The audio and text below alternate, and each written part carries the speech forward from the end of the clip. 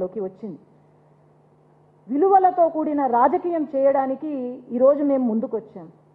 అట్లాగే ప్రజా సేవ చేయడానికి ఈరోజు రాజకీయాల్లో ఉన్నాము మేమంతా. ఆనాడు వాళ్ళు అధికారంలో ఉన్నప్పుడు ఒకే తీరు, ఈనాడు అధికారం లేనప్పుడు ఉన్నప్పుడు లేనప్పుడు ఒకే తీరులో ముందుకు వెళ్తున్నారు. అనగనగా ఒక స్కూల్ ఉంది, ఆ స్కూలు పేరు రప్పారప్ప స్కూల్. దాంట్లో గురువు వచ్చేసి జగన్మోహన్ గారు, నేను రెడ్డి అని పిలవను, జగన్మోహన్ గారు. అక్కడ స్టూడెంట్స్ అందరూ ఏమని చెప్తారంటే, వాళ్ళ స్కూల్లో పెట్టుబడులే తిట్లు, మీరు ఎంత తిడితే అంత మీకు మంచిది, మీరు తిడితేనే మనకు ఓట్లు పడతాయి అనే భావనతో ముందుకు వెళ్తున్నారు. ఎంత తిడితే అంత, ఎవరు ఎక్కువ తిడితే వాళ్లకు నెక్స్ట్ సీట్లు వస్తాయి అనే భావనతో ముందుకు వెళ్తున్నారు అనుకుంటా. నేను జగన్మోహన్ రెడ్డి అని అనను కాబట్టి, జగన్మోహన్ గారు మా నంద్యాల ఎన్నికల ముందు వచ్చినప్పుడు పాపం ఆయన స్క్రిప్ట్ లేదే చదవలేరన్నమాట.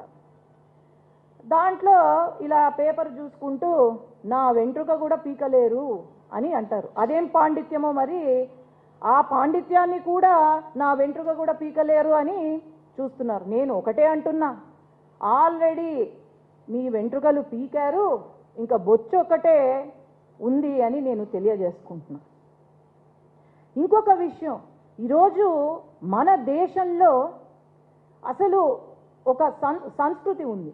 ఏంటి, ప్రతి ఒక్క మహిళను ఒక ఆడబిడ్డగా చూస్తారు.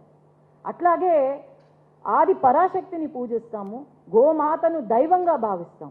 ఈరోజు మన రాష్ట్రం యొక్క గొప్పతనం భాగవతం రాసిన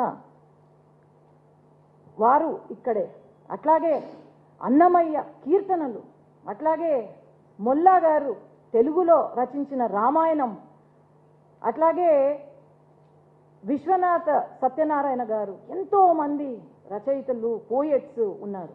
తెలుగు భాషను ముందుకు తీసుకెళ్ళి మన తెలుగు భాష యొక్క ఔన్నత్యాన్ని ప్రపంచ దేశాలకే తెలియజేసేవారు ఇక్కడ ఉన్నారు.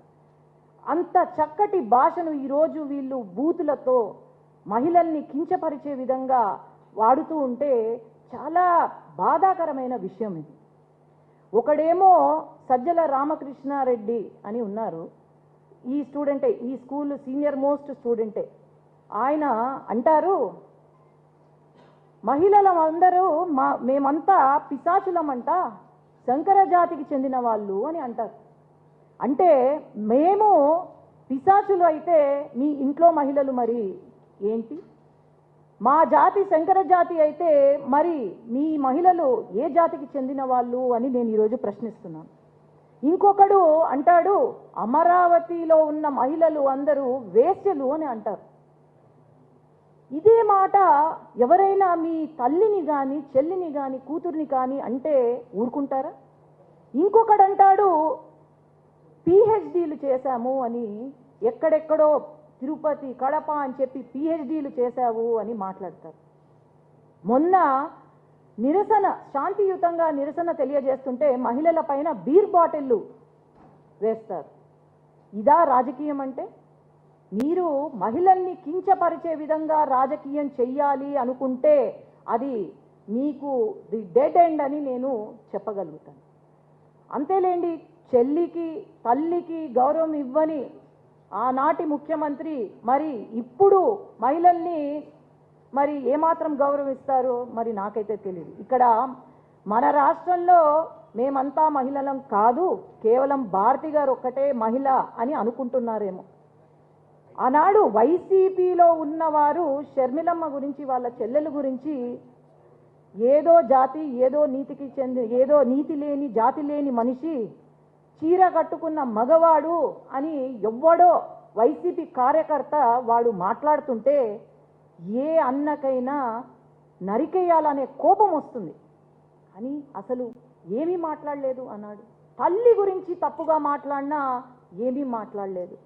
మరి ఇన్ని జరుగుతున్నా కూడా, మహిళల పైన ఇన్ని మాట్లాడుతున్నా కూడా, మరి ఆ స్కూల్ ప్రిన్సిపాల్ ఎవరైతే ఉన్నారో ఆ గురువు గారు మరి ఎందుకు ఏమీ మాట్లాడడం లేదు? ఈనాడు గమనిస్తే తెలుగుదేశం పార్టీ ఎవరైనా సోషల్ మీడియాలో పక్కన వాళ్ళ పార్టీ వ్యక్తులపైన చిన్న పోస్ట్ చేసినా సరే యాక్షన్ తీసుకుంటున్నారు తెలుగుదేశం పార్టీ. అది తెలుగుదేశం పార్టీ యొక్క గొప్పతనం.